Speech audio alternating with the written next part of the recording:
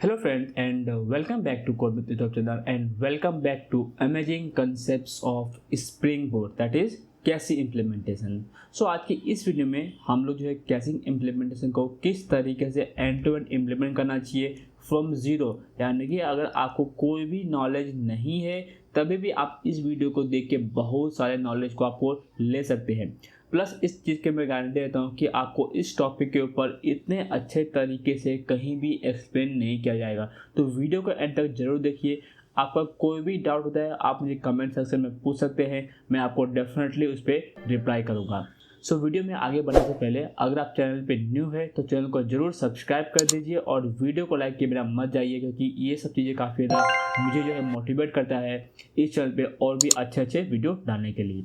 तो caching mechanism अगर topic में आगे बढ़ना है तो फर्स्ट ऑफ ऑल हम लोग इस वीडियो का एजेंडा देख लेते हैं कि इस वीडियो में हम लोग क्या क्या चीज़ें सीखने वाले हैं। पहला है मेरा what is caching in Spring board. Next is why caching is required, मतलब कैशिंग क्यों चाहिए हमें। Next is how to implement caching और डिपेंडेंसी, यानी कि कौन से डिपेंडेंसी को हमें यूज करना पड़ेगा to implement the caching mechanism inside a Spring board project. Then next is important annotations with working functionality. यहाँ पर हम लोग एंड टू एंड डेवलपमेंट करने वाले हैं, यानी कि जो भी एनोटेशन सीखेंगे यानी कि थ्योरी उसका हम लोग प्रैक्टिकल भी करेंगे, बिकॉज थ्योरी से ही सिर्फ काम नहीं चलेगा। अगर आप इम्प्लीमेंट करना नहीं जानेंगे तो आप अपने प्रोजेक्ट में भी उस चीज़ को यूज़ नहीं कर सकते, बिकॉज ड्यूरिंग इम्प्लीमेंटेशन कौन कौन से हम प्रॉब्लम फेस कर सकते हैं वो चीज़ें भी मैं आपको बताने वाला हूँ, और कौन से इम्पोर्टेंट पॉइंट को आपको ध्यान रखना है जिससे जब आप डेवलप करेंगे तो वो इशू जो है आप फेस ना करें और उसमें आपका टाइम वेस्ट ना हो। तो इस तरीके से मैं वीडियो को बताने वाला हूँ, तो वीडियो को एंड तक जरूर देखिए। नेक्स्ट है कि important point while implementing caching. जैसे मैंने आपको बताया कि ऐसे ऐसे पॉइंट्स मैं आपको बताने वाला हूँ कि जो आप डेवलपमेंट के टाइम पे वो डेफिनेटली मिस कर ही सकते हैं, ठीक है। तो सारी चीज़ें मैं आपको इस वीडियो में बताने वाला हूँ। तो पहला है कि what is caching in Spring board. Caching in Spring board means storing the results of a method call so that the next time you call it with the same input, that is very important, with the same input Spring gives you the stored result instead of running the method again.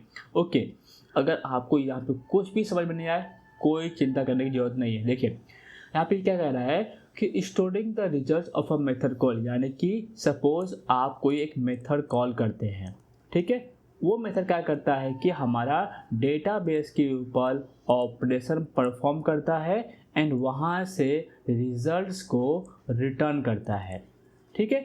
Suppose मैं यहाँ पे input पास करता हूँ कि name is equal to Amit.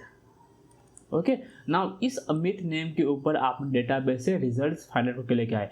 Next time क्या होगा कि जब आप सेम इनपुट पास करेंगे, यानी कि with the same input spring give you the store results, यानी कि जो आपने रिजल्ट्स जो वापस से यूज़र को दिया था वो रिजल्ट्स क्या होगा अभी कहाँ पे स्टोर हो जाएगा, कैशी में, ठीक है। यहाँ तक समझ में आया। तो जो भी रिजल्ट्स आपने यूज़र को दिए थे with the input as Amit, अगर सेम वापस से यूज़र अगर अमित नेम पास करता है तो इस टाइम क्या करेंगे आप डेटाबेस ऑपरेशन कॉल करने के पहले वो मेथड उस इनपुट नेम के बेसिस पे कैशी में चेक करेगा, ठीक है। अगर वो की अवेलेबल है, यानी कि अगर वो अमित का नेम अगर कैशी में अवेलेबल है तो ये डायरेक्टली जो भी रिजल्ट्स स्टोर हुआ रहेगा कैशी में वो रिटर्न कर देगा। तो यहाँ पे हमें बेनिफिट क्या मिल रहा है कि extra database call for the same input वो हमारा अवॉइड हो रहा है, ठीक है। इतना समझ गए। तो caching in Spring board means storing the results in a method call so that the next time you call it the same input, Spring give you the store result instead of running the method again. Now next point is why caching is required. अभी हमें caching किस लिए चाहिए? So some operations are slow like hitting the database, calling the external API, और हो सकता है कि आप heavy calculation परफॉर्म कर रहे हैं, ठीक है, with the same input again and again। तो उस टाइम पे हम लोग कैशिंग का यूज़ कर सकते हैं। नेक्स्ट पॉइंट है कि suppose if the result does not change often, यानी कि अगर आप इनपुट वो बार बार पास करेंगे तो आपको सेम आउटपुट हर एक मेथड कॉल पे मिलने वाला है। तो it's wasteful to repeat the same work again and again. तो यहाँ पर भी हम लोग क्या कर सकते हैं, हम लोग कैशिंग मैकेनिज्म का यूज कर सकते हैं।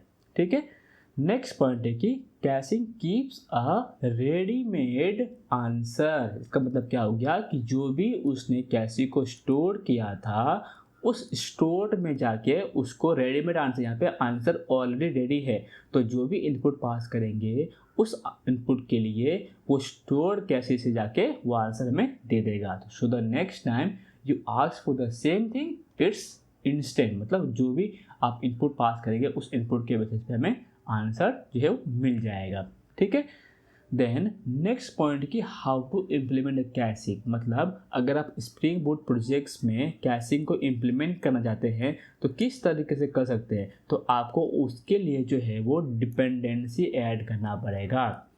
विदाउट डिपेंडेंसी जो है हम लोग नहीं कर सकते। तो कौन से डिपेंडेंसी हमें ऐड करना पड़ेगा, तो उसका नाम है स्प्रिंग बूट स्टार्टर कैशी। जैसे ये डिपेंडेंसी आप ऐड करेंगे, आपका जितने भी जार रहेंगे रिलेटेड टू कैशिंग वो जो है आपके स्प्रिंग बूट प्रोजेक्ट में लोड हो जाएगा। बट सिर्फ डिपेंडेंसी ऐड करने से फीचर जो है हमारा इनेबल नहीं होता है, राइट। कोई भी अगर फीचर इनेबल करना है तो उसे हमें एक्सटर्नली यानी कि हमें उसको कॉन्फ़िगर करना पड़ेगा। तो किस तरीके से हम लोग कॉन्फ़िगर करेंगे, कौन सा एनोटेशन यूज़ करेंगे, वो सारी चीज़ें मैं आपको इस वीडियो में बताने वाला हूँ। आई होप आपको यहाँ तक कोई भी डाउट नहीं रहेगा। कोई भी स्मॉल टू स्मॉल डाउट भी होता है वो आप मुझे कमेंट सेक्शन में पूछ सकते हैं। ठीक है, तो यहाँ पे हमने टोटल 3 स्लाइड देख लिए, कैसे क्या होता है कैसे उसको इम्प्लीमेंट किया जाता है, उसका नीड क्या है, ये सारी चीज़ें हमने अभी तक सीख लिया है। ठीक है, नेक्स्ट है कि important annotations with working functionality. तो पहला हम लोग यहाँ पे क्या करेंगे, उसका थियरी सीख लेंगे कि थियरी क्या है हमारा कैशी का।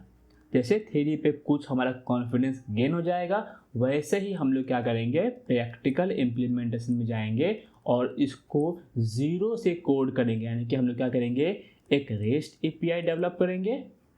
उस रेस्ट एपीआई के ऊपर जितने भी एनोटेशंस हमने सीखे हैं वो सारे के सारे एनोटेशंस हम लोग यूज़ करेंगे।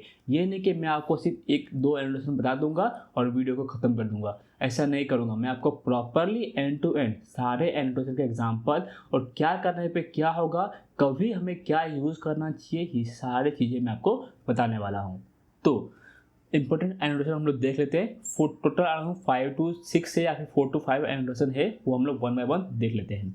पहला है इनेबलिंग कैशिंग, यानी कि अगर आपने डिपेंडेंसी ऐड कर दी है स्प्रिंग बूट स्टार्टर कैशी का, तो उसको इनेबल करने के लिए हमें जो है वो इनेबल कैशिंग एनोटेशन का यूज़ करना पड़ेगा। कहाँ पे यूज़ करना पड़ेगा, मेन मेथड, यानी कि जो हमारा @स्प्रिंग बूट एप्लीकेशन एनोटेशन जो है ना, उसके ऊपर हमें जो है वो इनेबल कैशिंग का यूज़ करना पड़ेगा। ठीक है, ऊपर नीचे कहीं भी कर सकते हैं, हमें इसी क्लास के अंदर इनेबल कैशिंग एनोटेशन यूज़ करना है। नेक्स्ट है caching config states common cache setting at class level, यानी कि लाइक डिफ़ॉल्ट कैशी नेम। इसका मतलब क्या है, अगर आपको नहीं समझ में आता है जब कोड करेंगे तब भी आपको समझ में आ जाएगा, बट अभी के लिए आप ये समझिए जो मेरा कैशी होता है ना, वो एक की वैल्यू पेयर होता है। क्या होता है, की वैल्यू पेयर। आप इसको इमेजिन जो है वो हैश मैप के थ्रू कर सकते हैं।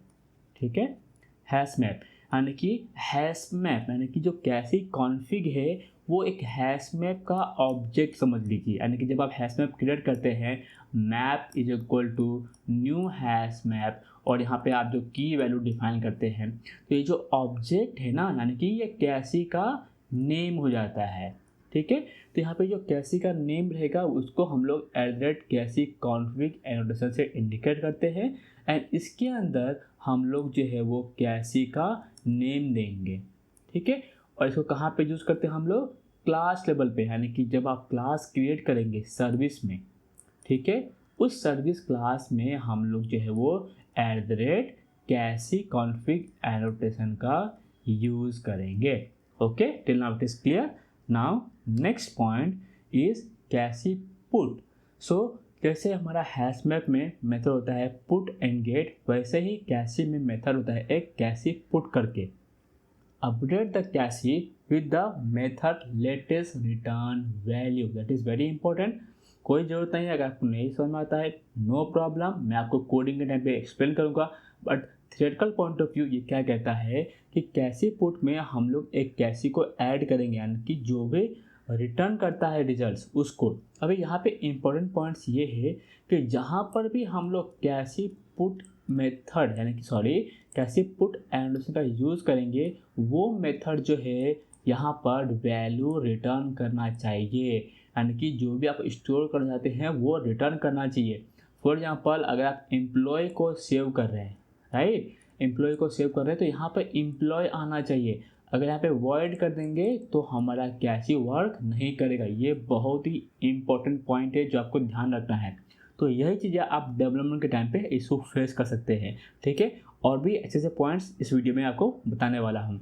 तो ये एक पॉइंट हो गया कि जब भी आप कैशी पुट यूज़ करते हैं तो उस मेथड का रिटर्न टाइप होना बहुत ज़रूरी है। It should not be void हमें यूज़ नहीं करना है, ठीक है। Now method latest return value. अब लेटेस्ट रिटर्न वैल्यू क्या होता है उतना हम लोग इन डिटेल्स में अभी नहीं जाएंगे, जब हम लोग कोडिंग करेंगे तो। पर अभी के लिए क्या है कि कैशी पुट में हम लोग रिटर्न टाइप डालना होता है, उस रिटर्न टाइप के बेसिस के ऊपर ही हमारा जो ये मैकेनिज्म वर्क करता है। नेक्स्ट है cacheable. Stores the method result in cache and reuses it if called again with same input, यानी कि जो कैशी पुट है वो वैल्यू को स्टोर करने के लिए होता है, कैशिएबल जो है वो वैल्यू को रिट्राइव करने के लिए होता है। मतलब stores the method result in cache and reuses it if call again. मतलब stores the method result in cache, जो भी आपने कैशी में स्टोर किया है based on some specific input, तो वो इनपुट अगर आप वापस से पास करते हैं तो कैशिएबल जो एनोटेशन जो आपने मेथड के ऊपर यूज़ किया रहेगा गेट मेथड के ऊपर, तो वहाँ पर वो स्टोर रिजल्ट्स को वहाँ से वो रिटर्न कर देगा, ठीक है, with the same input. Same input is very important. अगर इनपुट डिफरेंस रहेगा तो आपका ये डेटाबेस कॉल या फिर जो भी आपका बिजनेस लॉजिक रहेगा वो उसको परफॉर्म करेगा, ठीक है। Next is cache evict. ये बहुत ही इम्पोर्टेंट एनोटेशंस है। Remove entry from the cache, यानी कि to prevent the stale data, यानी कि अगर आप कैशी में सपोज एक डेटा स्टोर करते हैं, ठीक है, आपने उसको डेटाबेस से रिमूव कर दिया तो कैशी से भी उस डेटा को रिमूव हो जाना चाहिए। तो उसके लिए आप क्या यूज़ करेंगे, कैशी एविक्ट। अब कैसे यूज़ करना है, क्या इंपॉर्टेंट पॉइंट्स होते हैं कैशी एविक्ट का, वो मैं आपको बताने वाला हूँ। बट कैशी एविक्ट के साथ एक एनोटेशन बहुत ज़रूरी होता है। एक तो होता है कि कैशी एविक्ट फॉर ऑल। तो इस टाइम पे हमें जो एक ऑल एंट्रीज करके एक प्रॉपर्टी होता है जिस प्रॉपर्टी को ट्रू सेट करना पड़ता है, यानी कि अगर सब डेटाबेस से हर एक जो है पूरा डेटाबेस को क्लीन अप कर रहे हैं, यानी कि कोई एक कैशी का टेबल है, सपोज एक टेबल है जनरिक बोल सकते हैं या फिर बोल सकते हैं कि मास्टर टेबल, उसको अगर पूरा लोड हो गया है तो डिलीट करके लोड करना है, तो आप अगर डिलीट करते हैं रिकॉर्ड को तब वो कैशी से भी सारे के सारे वैल्यू डिलीट हो जाना चाहिए। तो उस टाइम पे कैशी एविक्ट फॉर ऑल जो है वो यूज़ करेंगे, जिसका बिजनेस लॉजिक क्या है, डिलीट ऑल मेथड कॉल करना डेटाबेस के ऊपर, ठीक है। Now next is transactional annotation, important for this while using cache evict annotation। अभी क्या है ना, जब भी आप कैशी एविक्ट annotation यूज़ करेंगे तो आपको ट्रांजैक्शनल annotation यूज़ करने की बहुत ज़रूरी है, अदरवाइज़ आपको जो है वो अपना एक्सेप्शन जो है वो थ्रो करेगा। तो हम लोग जब कोडिंग करेंगे तभी मैं आपको ये बताऊंगा कि अगर हम लोग ट्रांजैक्शनल annotation यूज़ नहीं करते हैं तब क्या होता है और जब यूज़ करते हैं तब क्या होता है, ठीक है। तो इसका यूज़ क्यों हमें यूज़ किया जाता है ये भी चीज़ें मैं आपको बताने वाला हूँ। तो अभी क्या करते हैं हम लोग, जो नेक्स्ट स्लाइड है इसका बेसिकली ये है important points while implementing the cache. इसके बाद हम वापस आएंगे। अभी के लिए जो हमने जो भी चीज़ें सीखा है, जो भी एनोटेशंस का लर्निंग किए हैं उसको पहले इम्प्लीमेंट करते हैं और फिर हम लोग लास्ट स्लाइड पे आके एक क्विक रिकैप कर लेंगे। तो वीडियो पे बने रहिए। कोई भी आपको डाउट होता है आप मुझे कमेंट सेक्शन में पूछ सकते हैं, मैं आप बार बार वही चीज़ें कर रहा हूँ, आपको टेंशन लेने की ज़रूरत नहीं है, ठीक है।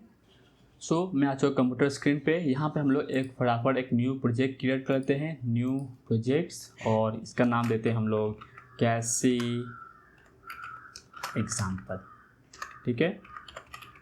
देन इसको टाइप माइग्रेट कर लेंगे, इसको हम लोग करते हैं कैसिंग एग्जांपल, ओके सब कुछ ठीक है। नेक्स्ट में क्या करेंगे, हम लोग जो है डिपेंडेंसी ऐड कर लेंगे। तो एक तो वेब डिपेंडेंसी, ठीक है, एक लोमबॉक्स डिपेंडेंसी, एक तो जेपीए डिपेंडेंसी, ठीक है।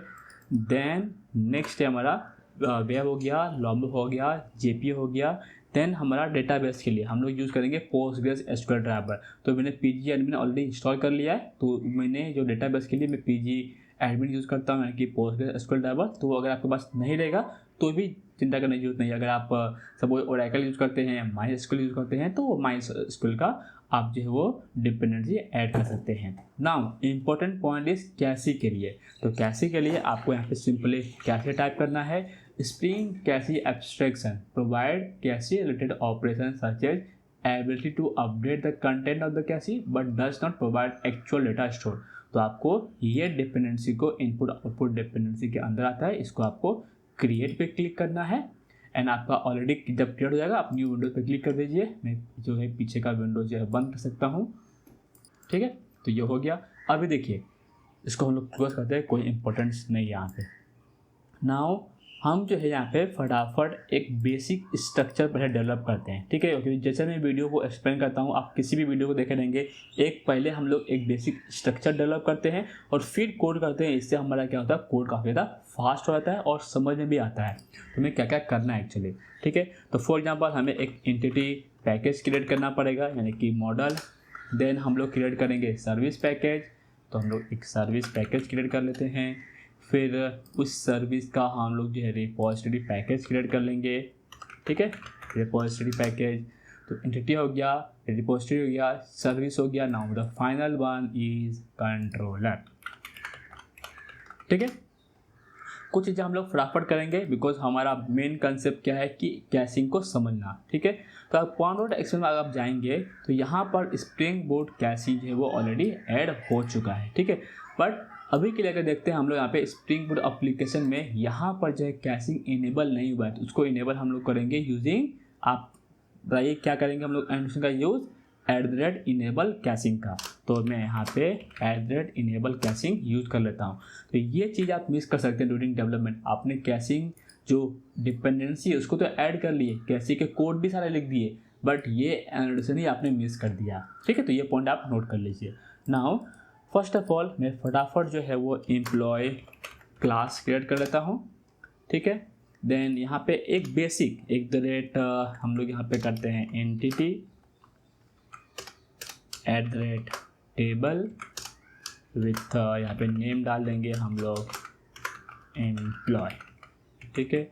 नाउ कुछ फील्ड हमें डिक्लेयर करना पड़ेगा, तो @primary हम लोग करते हैं, @private integer id, then private string name and private हम लोग करेंगे डबल सैलरी, ठीक है। अभी हमें गेटर और सेटर क्रिएट करना है, तो all argument constructor, no argument constructor, @getter @setter, ठीक है। हम लोग बिल्डर भी यूज़ करते हैं बिकॉज जब हम ऑब्जेक्ट क्रिएट करने जाएंगे तो डायरेक्टली बिल्डर का जो फंक्शनैलिटी है उसको यूज़ करके हम लोग क्रिएट कर सकते हैं। तो ये एम्प्लॉय हो गया। अभी हम लोग क्या करेंगे, एम्प्लॉय का रिपोजिटरी का इंटरफेस क्रिएट कर देते हैं, ठीक है। एम्प्लॉय रिपोजिटरी, इस रिपोजिटरी को जो है हम लोग @repository एनोटेशन से इंडिकेट कर देंगे और ये क्या करेगा, एक्सटेंड करेगा मेरा JPA रिपोजिटरी, ठीक है। सिंपल, ये सब चीज़ें आपको पता है, इसमें कोई भी डाउट आपको नहीं होना चाहिए बिकॉज ये सब चीज़ें बहुत ही बेसिक चीज़ें हैं। अगर आपको नहीं समझ में आता है कि REST पे कैसे डेवलप करना है, मेरे आप प्लेलिस्ट में जाके कम्प्लीटली काफ़ी अच्छे से मैंने एक्सप्लेन किया, वहाँ पे आप जाके वीडियो देख सकते हैं, ठीक है। तो यहाँ पे एम्प्लॉय, यहाँ पे हमारा आएगा प्राइमरी की का डेटा टाइप, तो क्या है वो इंटीजर है, इंटीजर। दैट्स इट, अभी के लिए इतना काफ़ी है। और हम लोग क्या करेंगे, एक एम्प्लॉय सर्विस क्लास क्रिएट कर देते हैं, एम्प्लॉय सर्विस, इसको हम लोग करते हैं @service एनोटेशन से इंडिकेट सर्विस, ये हमारा जरूरत नहीं है, इसको डिलीट कर देते हैं। नाउ एम्प्लॉय सर्विस का क्या है कि यहाँ पर जो है हम लोग कैसी को इम्प्लीमेंट करेंगे। तो जो भी एक्स्ट्रा एंड हमने सीखा था लाइक कैसी कॉन्फ़िग, ये सारी चीज़ें हम लोग यहाँ पर इम्प्लीमेंट करने वाले हैं वन बाय वन। ठीक है, एक हम लोग क्या करते हैं, एम्प्लॉय कंट्रोलर क्रिएट कर लेते हैं, एम्प्लॉय कंट्रोलर। सो इस एम्प्लॉय कंट्रोलर के ऊपर हम लोग जो है अपना एनोटेशन रेस्ट कंट्रोलर डाल देंगे और @request मैपिंग के अंदर एम्प्लॉय। ये हमारा सिंपल सा बेसिक सा, इसमें उतना एक्सप्लेन करने की ज़रूरत नहीं है। ठीक है ना, ये हो गया हमारा। अभी जो है हम लोग कैसिंग इम्प्लीमेंटेशन के ऊपर मूव करते हैं।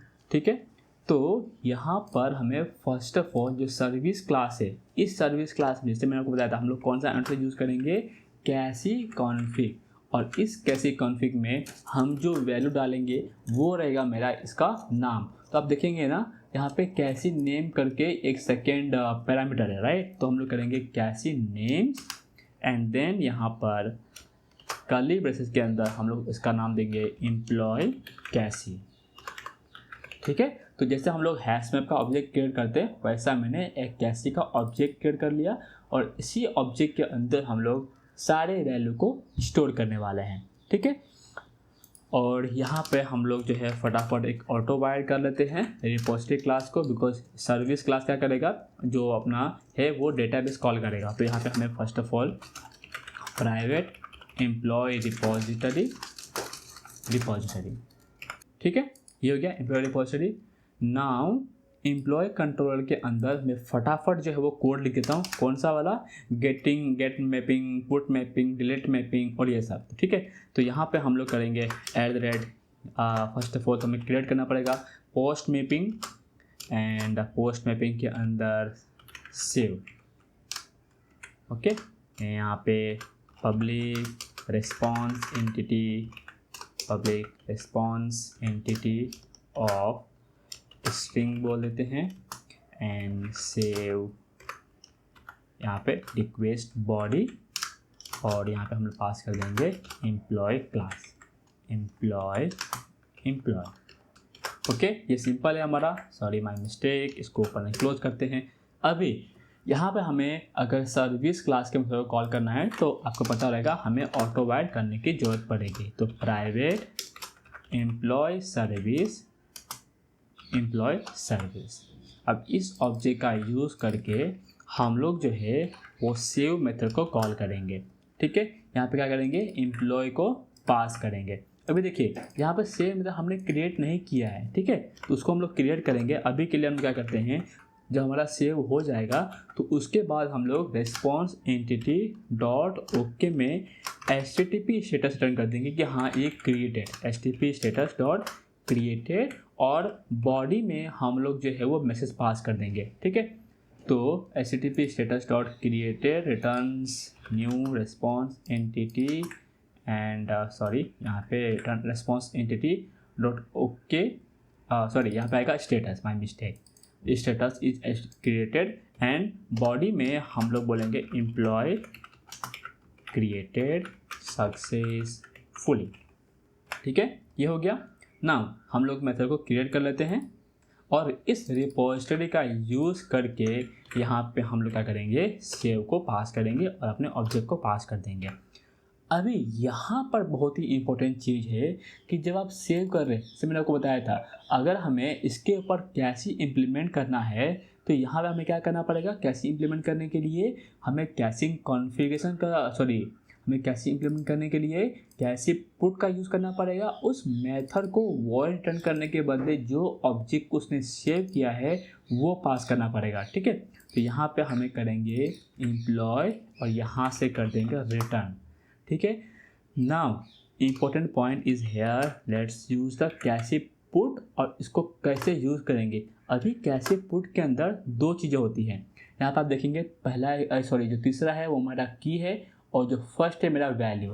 तो की में हम लोग किस तरीके से करने वाले हैं, ठीक है, ये बहुत ही इंपॉर्टेंट स्टेप से आप ध्यान दीजिए। की में की जो है आपका क्या रहेगा, कैसी जो है एम्प्लॉय कैसी, ये आपका ऑब्जेक्ट है तो इसके अंदर बाय डिफ़ॉल्ट स्टोर हो जाएगा। बट जो की है आप चाहते हैं कि हाँ जब नेम जब आएगा वो नेम के बेसिस पे स्टोर करे। ठीक है, तो आप क्या करेंगे, यहाँ पे डालेंगे आप हैशटैग, ठीक है, और एम्प्लॉय डॉट, यहाँ पे आप डालेंगे नेम, कि आप नेम के बेसिस पे आपका जो की हो जाएगा वो आपका क्या रहेगा कि की इज इक्वल टू नेम, यानी कि नेम के बेसिस पे आप हैश मैप पे स्टोर कर रहे हैं। एंड वैल्यू में जो है, वैल्यू में आएगा आपका कैसी का नेम, ठीक है। इस कैसी में आपको स्टोर करना है, तो यहाँ पे आप डाल देंगे एम्प्लॉय कैसी, ठीक है। नाउ ये हो गया अपना कैसी पुट। तो यहाँ पे आप जितनी बार आप डिफरेंट वैल्यू को पास करेंगे उतनी बार ये कैसी पुट को कॉल करेगा, वैल्यू को सेव करेगा और इस नेम के अगेंस्ट इसको जो है वो स्टोर कर लेगा, ठीक है। तो हम लोग जो है कैसे पुट का इम्प्लीमेंटेशन कर लिए। अभी जो है हम लोग अगर एम्प्लॉय कंट्रोलर में जाते हैं तो यहाँ पर कोई भी एरर नहीं है। तो हम लोग पोस्ट मैपिंग सीख लिए। अभी हम लोग एक गेट सीखते हैं और फिर कोड को रन करके एक बार हम लोग एग्जाम्पल के थ्रू समझ लेंगे, ठीक है। सो इसको थोड़ा करेक्ट कर लेता हूँ। अभी मैं करता हूँ गेट मैपिंग, ठीक है। तो यहाँ पर हम लोग क्या करेंगे, यूज़ केस क्या है पहले आप वो समझ लीजिए।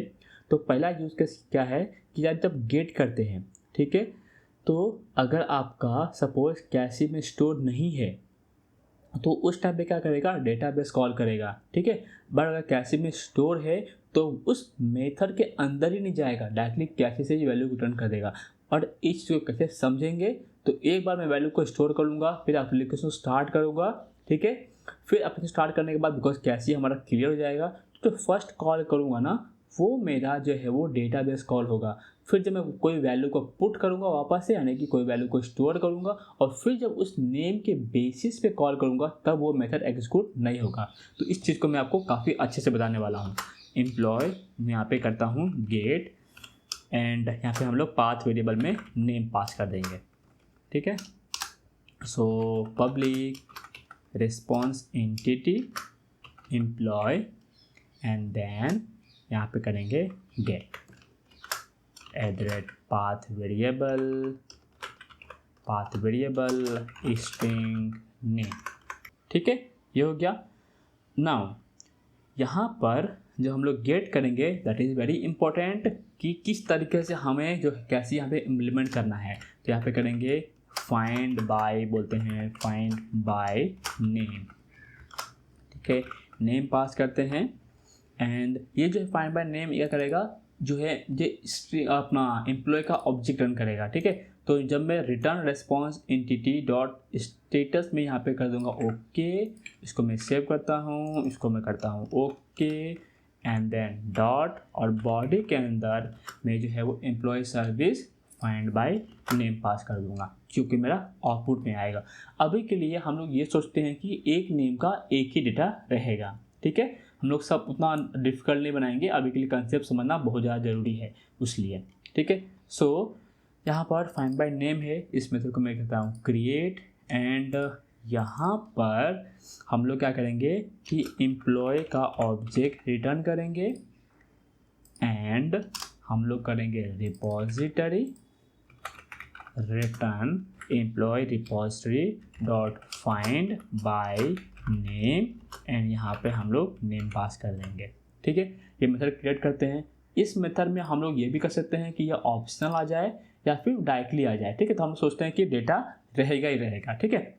उस तरीके से हम लोग अभी टेस्टिंग करने वाले हैं, इसलिए कोई भी ऑप्शनल का कंसेप्ट यहाँ पे यूज नहीं कर रहा हूँ। अभी कैसी पुट हो गया, अभी कैसीबल एनोटेशन। सो कैसीबल एनोटेशन अगर देखें हम लोग तो क्या करता है, ये stores the method result in cache and reuses it if call again with the same input। So यहाँ पर मैं कैसीबल एनोटेशन का यूज़ करूँगा। यहाँ पे हो जाएगा पहला मेरा की, सेम चीज़ यहाँ पे भी की वैल्यू आएगा, ठीक है। नाउ की यहाँ पे आप ध्यान से देखिए की में किस तरीके से करने वाले हैं। तो हैशटैग करके रूट एक वेरिएबल होता है, रूट डॉट आप देखेंगे आर्गूमेंट्स। आर्गूमेंट्स क्या होता है, एक एरे है, ऑब्जेक्ट ऑफ एरे। तो जब आप आर्गूमेंट्स पे क्लिक करेंगे तो आर्गूमेंट्स का मतलब क्या होता है, यहाँ पे कितने आर्गूमेंट्स है, एक ही आर्गूमेंट। अगर यहाँ पे मल्टीपल आर्गूमेंट होते तो किसके बेसिस पे आप की बनाते हैं, तो आपने यहाँ पे क्या किया है, नेम के बेसिस पे। तो यहाँ पे क्या करेंगे, आर्गूमेंट्स ऑफ वेरी इंपॉर्टेंट 0। आप समझ गए होंगे क्या किया मैंने, ठीक है। तो मैंने अगर यहाँ पे सपोज नेम होता, सैलरी होता, अगर आपको सैलरी के बेसिस पे करना होता तो आर्गूमेंट ऑफ 1 आता, मतलब जो भी आर्गूमेंट नंबर है वो आप यहाँ पे पास करेंगे, ठीक है। नाउ फाइंड बाय नेम, ये अपना नेम होगा। अभी हम लोग कैसे चेक करें कि ये मेथड एग्जीक्यूट हुआ है यानी कि डेटाबेस कॉल हुआ है या फिर कैसे से रिटर्न किया है, तो उसके लिए हम लोग जो है वो लॉगर डाल देते हैं, लॉगर SLF4j एंड यहाँ पे हम लोग क्या करते हैं log.info एम्प्लॉय सेविंग एम्प्लॉय करते हैं, सेविंग एम्प्लॉय, ठीक है। एंड इसको हम लोग कॉपी करते हैं एंड यहाँ पे कर लेंगे कॉलिंग और फाइंडिंग एम्प्लॉय बाय नेम, और यहाँ पे हम लोग जो है वो नेम डाल देंगे, ठीक है। ये आपको बहुत ही सिंपल तरीके से बता रहा हूँ, प्लेस होल्डर जो है वो यहाँ पे आ जाएगा और यहाँ पे आ जाएगा नेम, ठीक है। ये हो गया। अभी हम लोग एप्लीकेशन को स्टार्ट करते हैं, बट एप्लीकेशन को स्टार्ट करने के पहले हमें डेटाबेस से कनेक्टिविटी नहीं किया हूँ, तो डेटाबेस का जो कनेक्टिविटी है वो एप्लीकेशन प्रॉपर्टीज और एप्लीकेशन एनवायरनमेंट में कर सकते हैं। तो मेरे पास डेटाबेस का कॉन्फ़िगरेशन ऑलरेडी रेडी है, मैं यहाँ पे पेस्ट करता हूँ और फिर एप्लीकेशन को स्टार्ट करेंगे, ठीक है। सो मैंने एप्लीकेशन एनवायरनमेंट यहाँ पे डाल दिया, तो ये मेरा डेटाबेस का डिटेल्स है, बेसिक सिंपल सा इन्फो है, कोई भी कॉम्प्लेक्स नहीं है। नाउ हमने हर एक चीज़ तो कर ली है, अभी एप्लीकेशन को स्टार्ट करते हैं, और एप्लीकेशन स्टार्ट करने के पहले मैं पोस्टमैन को स्टार्ट कर लेता हूँ। ओके, सो पोस्टमैन मेरा ओपन हो चुका है साइड में। अभी हम लोग एप्लीकेशन को रन करते हैं और देखते हैं कि हमारा सब कुछ प्रॉपरली चल रहा है कि नहीं चल रहा है। कोड में can not find the symbol, अभी यहाँ पे देखिए, यहाँ पे जो है वो लॉग का इशू आ रहा है, तो हमें ये जो है ना लॉम्बो का प्रॉब्लम हो रहा है। तो यहाँ पे हम लोग सेटिंग में जाके file setting then build executions, अगर आपने कभी फेस किया रहेगा ये चीज़ें, एनोटेशन प्रोसेसर्स, तो यहाँ पे हमें obtain processor from project class पर, अभी इसको अप्लाई कर दूंगा तो ये इशू चले जाएगा, ठीक है। इसको मैं करता हूँ रन, तो एप्लीकेशन हमारा भी प्रॉपरली रन होना चालू हो जाएगा। बिकॉज ये बहुत बड़ा ये है, कभी कभी इंटेलिजेंस में प्रॉब्लम हो जाता है, तो वापस से हमें बार बार सेटअप करना पड़ता है। तो आप देखेंगे क्रिएट टेबल एम्प्लॉय आईडी, ये हमारा टेबल जो है वो क्रिएट हो चुका है। तो पीजी एडमिन में आके आपको पहले आपको टेबल दिखा देता हूँ, ठीक है। यहाँ पे हमें 2 कॉलम मिलेंगे, नेम एंड सैलरी। सो मैं पीजी एडमिन में आ चुका हूँ। यहाँ पे आप देखेंगे कोई भी टेबल हमें एम्प्लॉय नाम से नहीं प्रेजेंट है, उसको मैं करता हूँ रिफ्रेश एंड यहाँ पे आप एम्प्लॉय टेबल मिल गया। कॉलम में अगर जाएंगे तो आपको आईडी, नेम एंड सैलरी देखने को मिल रहा है, ठीक है। तो अभी हम लोग जाते हैं पोस्टमैन में और रिक्वेस्ट को हिट करके सेव करते हैं, और फिर यहाँ पे आके हम लोग वेरीफाई भी कर लेंगे। तो इस वेरीफाई करने के लिए पहले मैं एक स्क्रिप्ट करता हूँ कि यहाँ पे हमारा रहेगा कि स्क्रिप्ट एंड ये हमारा सेलेक्ट स्क्रिप्ट, ठीक है। इस टेबल को अगर रन करते हैं हम लोग तो कोई भी डेटा हमें यहाँ पे नहीं मिलता है, ठीक है। सो let's go to postman and hit the post method and let's check whether the database officer performs successfully or not and it is getting stored or not, okay। Post में आ चुका हूँ, एप्लीकेशन हमारा जो है वो 8080 पे स्टार्ट हो चुका है और हमारा एंड पॉइंट क्या है, एम्प्लॉय सेव, ठीक है। तो बॉडी आप चेक करेंगे तो बॉडी में नेम पास कर रहा हूँ अमित, सैलरी 100.12, इसको मैं करता हूँ सेंड। तो ये हमारा internal server error, let's check what is the problem. अगर यहाँ पे हम लोग देखते हैं error, so identity of Indian com employee must be manually assign before calling the persist, okay. इसका मतलब क्या है कि जो हमारा कंट्रोलर है यहाँ पर हमने रिक्वेस्ट बॉडी में एम्प्लॉय यहाँ पे सेव है and employee must be manually assign before calling the persist entity, okay. तो हम लोग जाते हैं एक बार एंटिटी में चेक करते हैं कुछ गड़बड़ तो नहीं है, एंटिटी टेबल, ओके। आईडी का गड़बड़ है, ठीक है। तो यहाँ पे हमें जनरेटेड वैल्यू, यहाँ पे हमें जाना पड़ेगा strategy is equal to generation type dot auto या फिर आइडेंटिटी कर सकते हैं। नाउ अभी कोई दिक्कत नहीं होगा, तो हम लोग ने इशू को भी आइडेंटिफाई किया, ठीक है। तो डेवलपमेंट के टाइम पे ये चीज़ें हम लोग मिस कर सकते हैं। प्रॉब्लम क्या है कि हमने ये चीज़ें कोड को मिस कर दिया था, बट इसका फ़ायदा क्या हुआ कि हमने क्विकली इस चीज़ को आइडेंटिफाई कर लिया। कैसे? By choosing the error message, because ID primary की है और प्राइमरी की जनरेट होना चाहिए, वो हो नहीं रहा था। तो अगर वापस से रन करते हैं एक बार और फिर सेव करने का ट्राई करते हैं तो लेट्स सी अगर अपनी जो आप डेटाबेस में वो प्रॉपरली वैल्यू सेव होता है कि नहीं होता है, ठीक है। तो हम लोग अभी सेंड पे क्लिक करेंगे, अभी भी इंटरनल सर्वर आ रहा है, तो let's check what is the reason. Insert into employee constants ID relationship employee with root cause. तो हम लोग क्या करते हैं, जो डेटाबेस में टेबल ऑलरेडी क्रिएट हो चुका है ना, पहले उसको हम लोग डिलीट करते हैं टेबल को और फिर हम लोग करते हैं। ठीक है, सो मैं PG में आ चुका हूँ, इसको पहले हम लोग करते हैं डिलीट। ये इसको अगर रिफ्रेश करेंगे तो हमारा ये निकल चुका है। ठीक है, अभी हम लोग वापस से एप्लीकेशन को स्टार्ट करते हैं तो हमारा फ्रेश टेबल जो है वो क्रिएट होगा। एप्लीकेशन को रिस्टार्ट किया मैंने, तो यहाँ पे आप देखेंगे वापस से क्रिएट टेबल का स्क्रिप्ट चलेगा। तो देखिए यहाँ पे क्रिएट टेबल का स्क्रिप्ट चला, टेबल क्रिएट हो गया। अभी हम लोग पोस्टमैन में आके हिट करेंगे तो मोस्ट प्रोबेबली ये इशू फिक्स हो जाएगा।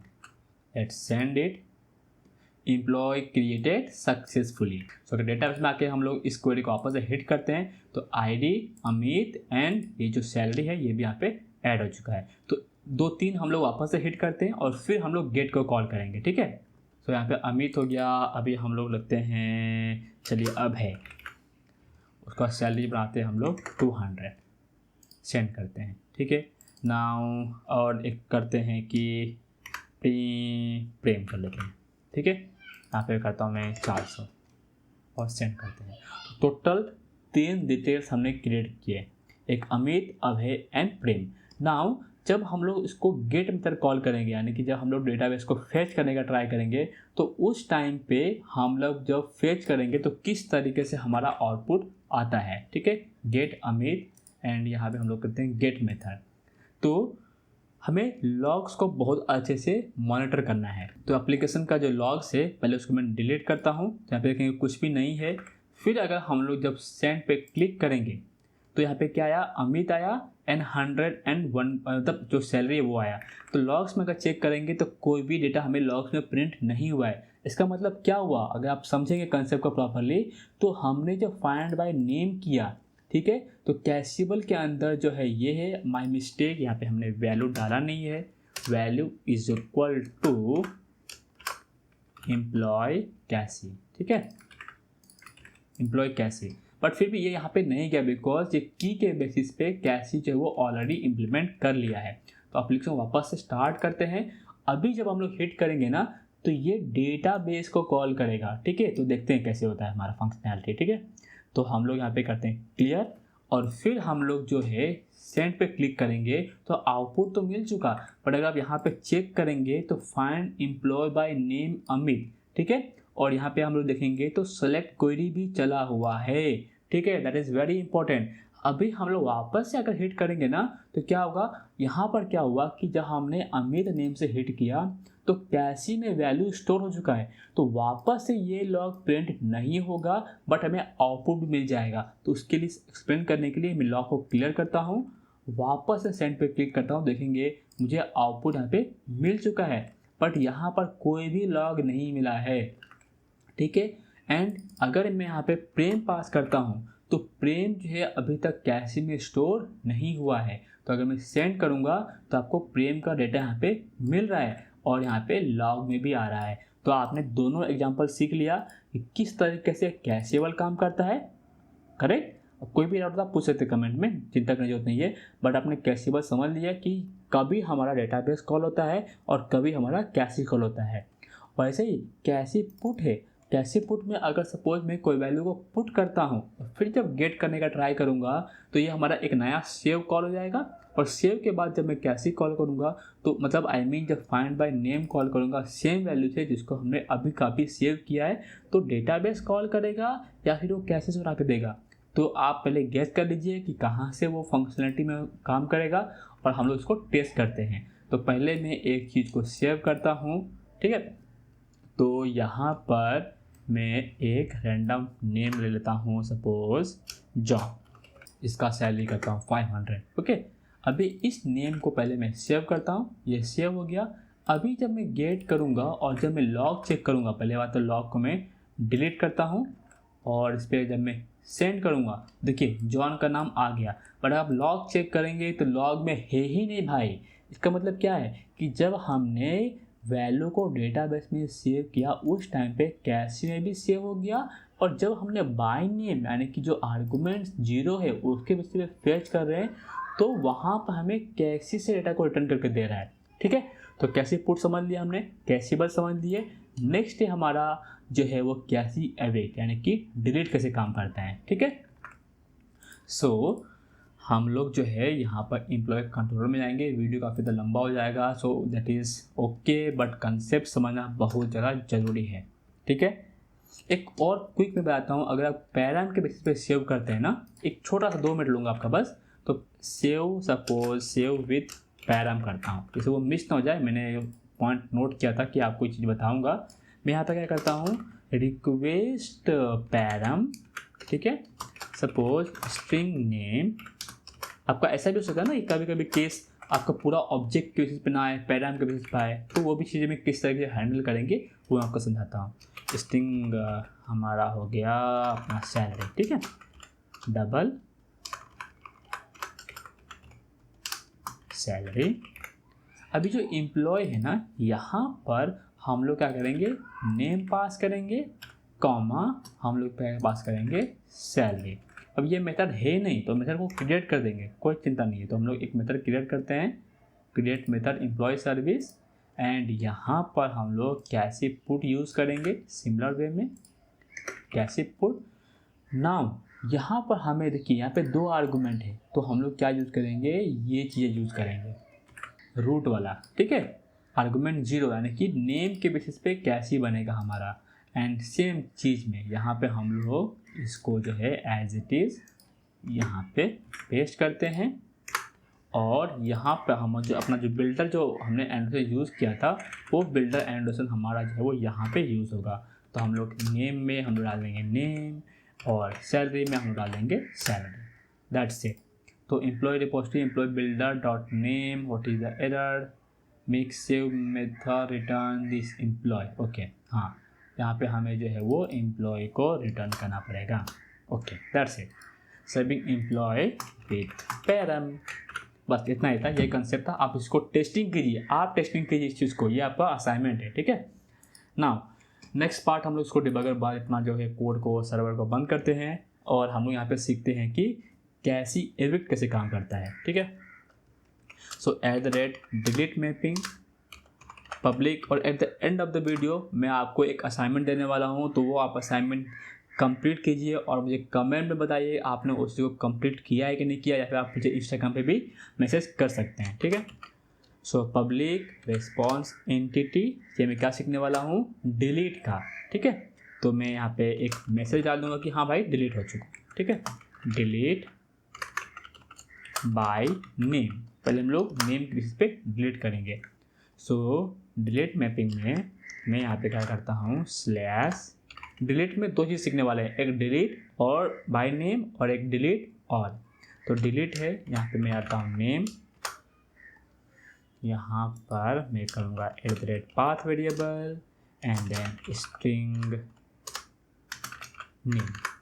सो हम लोग यहाँ पे क्या करेंगे, डिलीट करेंगे। तो डिलीट करने के लिए जो है हम लोग employee service dot delete by name, यहाँ पे हम लोग करते हैं नेम, और हम लोग यहाँ पे जो है वो मेथड को पास कर देंगे, ठीक है, माने कि रिटर्न में जस्ट एक बॉडी को कर देंगे। तो ओके यहाँ पे करते हैं हम लोग, okay, employee deleted successfully with name place holder name, that's it, ठीक है। एम्प्लॉय डिटेल, और what is the problem that we are getting, ये हमारा लॉग का हो गया फॉर्मेट। सो इसको थोड़ा सा इसको करेक्ट कर लेते हैं, माय मिस्टेक, सॉरी भाई लोग, ठीक है, ये हो गया। अभी इस मेथड को पहले हम लोग क्रिएट कर लेते हैं, एंड यहाँ पर ये चीज़ बहुत इंपॉर्टेंट है, जब आप डिलीट यूज़ करते हैं तो कैसी जो है अपना क्या बोलते हैं उसको, एविक्ट के टाइम पे, तो ये जो कंसेप्ट बहुत ज़्यादा इंपॉर्टेंट है जो मैं अभी बताने वाला हूँ, तो वीडियो को ध्यान से देखिए। डिलीट बाय नेम, तो आपको ये तो पता रहेगा कि की कैसे आएगा, की तो हमारा ऐसे आएगा, दैट इज़ सिंपल, वैल्यू भी हमें पता है क्या आएगा, बट हम लोग यहाँ पर यूज़ करेंगे ट्रांसैक्शनल एनोटेशन का। विदाउट यूजिंग ट्रांसलेशन एनोटेशन क्या एक्सेप्शन थ्रो करता है, और उसको फिक्स करने के लिए हम लोग क्या यूज़ करेंगे, ट्रांसलेशन एनोटेशन, और उसका मीनिंग क्या होता है, क्यों यूज़ किया जाता है, वो भी चीज़ मैं आपको बताने वाला हूँ। तो यहाँ पे हम लोग पहले करने वाले हैं कि कैसी एविक्ट, भाई कैसी को डिलीट कर दो। कैसे डिलीट करो, तो ये मेरा रहेगा की और ये मेरा रहेगा वैल्यू। तब नेम के बेसिस पे जो मैंने स्टोर किया उसको डिलीट कर दो। अभी यहाँ पे हम लोग करते हैं repository dot delete by name and यहाँ पे हम लोग पास कर देंगे नेम। ठीक है, मेथड क्रिएट कर लेते हैं रिपॉजिटरी क्लास में delete by name and void. So जब भी हम लोग डिलीट करेंगे तो रिटर्न टाइप क्या होना चाहिए, वॉइड होना चाहिए, बिकॉज हमें कुछ स्टोर करने की जरूरत नहीं, हम तो रिमूव कर रहे हैं। अभी कैसे से कैसे रिमूव होगा तो ये हमारा हैंडल इस बेसिस पे कर लेगा।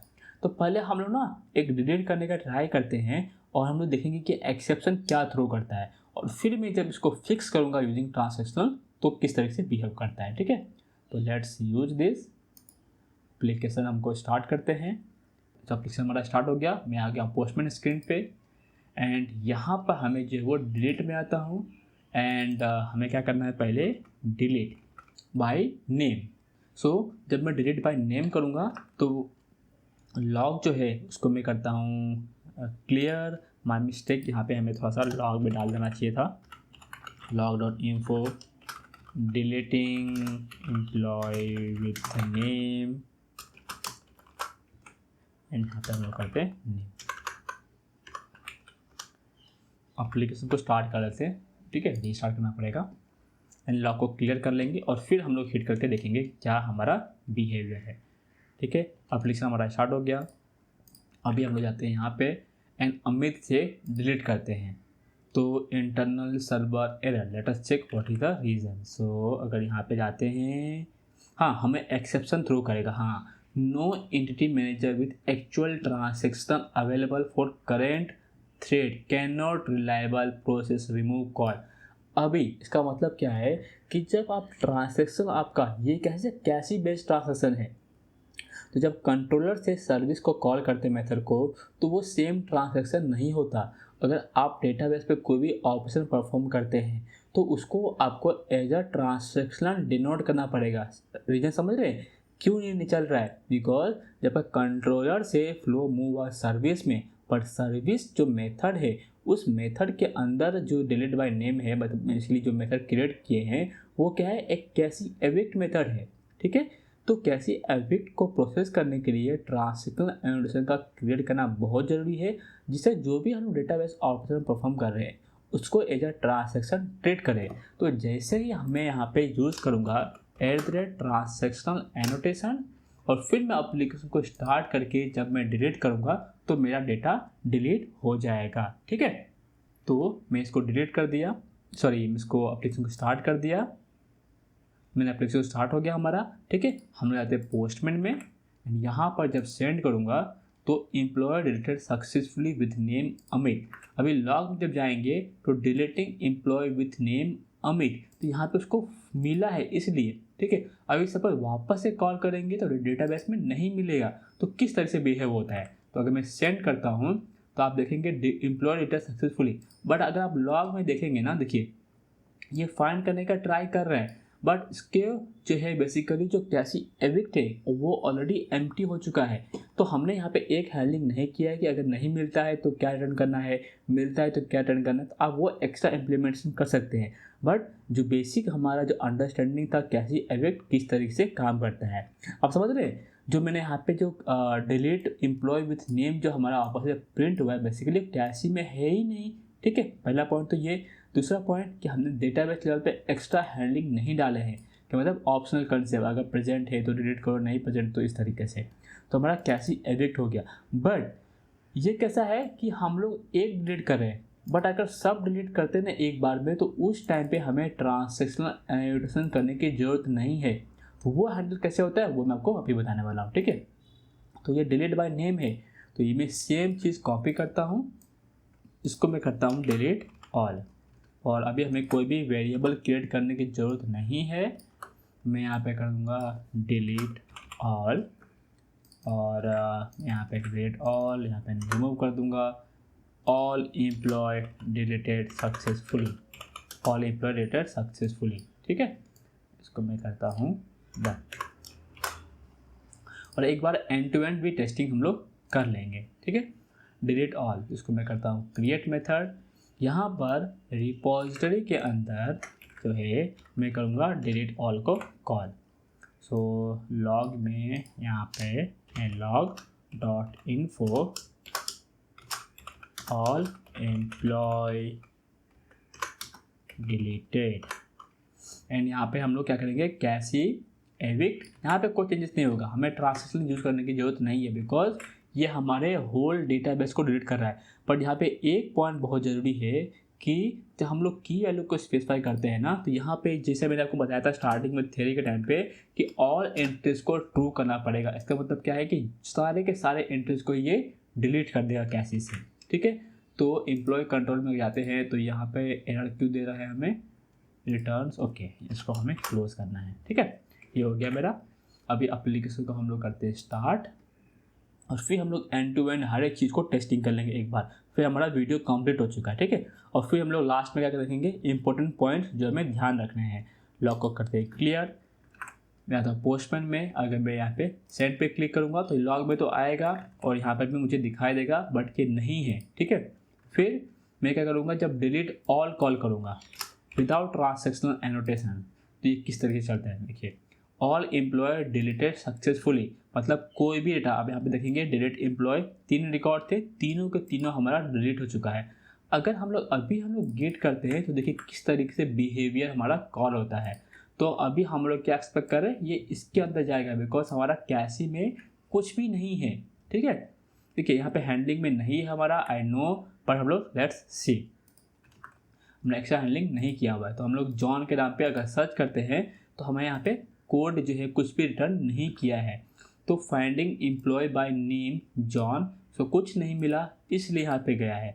तो अभी हम लोग क्या करेंगे, जॉन का डेटा क्रिएट करते हैं। ठीक है, तो अब हम लोग सेव करेंगे तो यहाँ पे एम्प्लॉय क्रिएट हो गया। अभी हम लोग जब जॉन को पास करेंगे ना फाइंड करने के लिए, तो हम लोग अगर देखते हैं तो यहाँ पर सेविंग एम्प्लॉय तो कॉल हुआ है बट फाइंडिंग वापस से कॉल नहीं हुआ। ठीक है, तो इस तरीके से हमने हर एक चीज़ देख लिया, किस तरीके से कैसे एनोटेशन यूज़ करना है, कैसे कॉन्फ़िगर कैसे होता है, की वैल्यू पे क्या इंपॉर्टेंट है। तो वैल्यू क्या होता है हमारा, कि कैसे का नेम जो हम लोग इंडिकेट करने वाले, जहाँ पे स्टोर करने वाले हैं। तो आई होप वीडियो काफ़ी ज़्यादा अच्छा लगा यहाँ तक। अभी हम लोग कुछ इंपॉर्टेंट पॉइंट देख लेते हैं कि जो कि हमें ध्यान रखना है। ठीक है, सो यहाँ पर आते हैं और इम्पोर्टेंट पॉइंट्स वाले इम्प्लीमेंटिंग द कैशिंग इम्प्लीमेंटेशन। तो व्हाट टू कैशी, तो ये बहुत ही ज़रूरी है कि आप कैशी क्या करना चाहते हैं। आप कंप्लीट हर एक ऑपरेशन को कैशी नहीं करेंगे, अदरवाइज आपका मेमोरी का साइज़ यूटिलाइज होगा। बिकॉज कैशी क्या करता है, साइज़ को यूज़ करता है मेमोरी के। तो क्या आपको कैसे करना है क्या नहीं करना है, उसका डिसीजन आपको बहुत ही अच्छे तरीके से लेना पड़ेगा।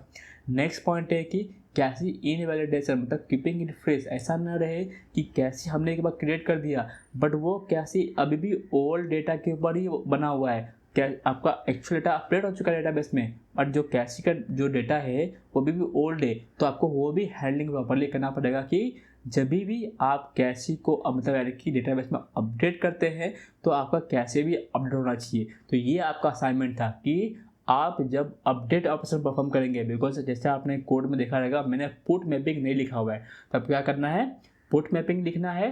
पुट मैपिंग के ऊपर आपको कैसी को अपडेट करना है। ठीक है, ज़्यादा डिफिकल्ट नहीं है, आप थोड़ा सा एक्सप्लोर करेंगे आप समझ जाएंगे, बहुत ही सिंपल है। थोड़ा सा माइनर चेंजेस होगा, दैट्स इट। कोई भी उसके ऊपर एक्स्ट्रा चेक नहीं लगेगा, आप ट्राई कीजिए।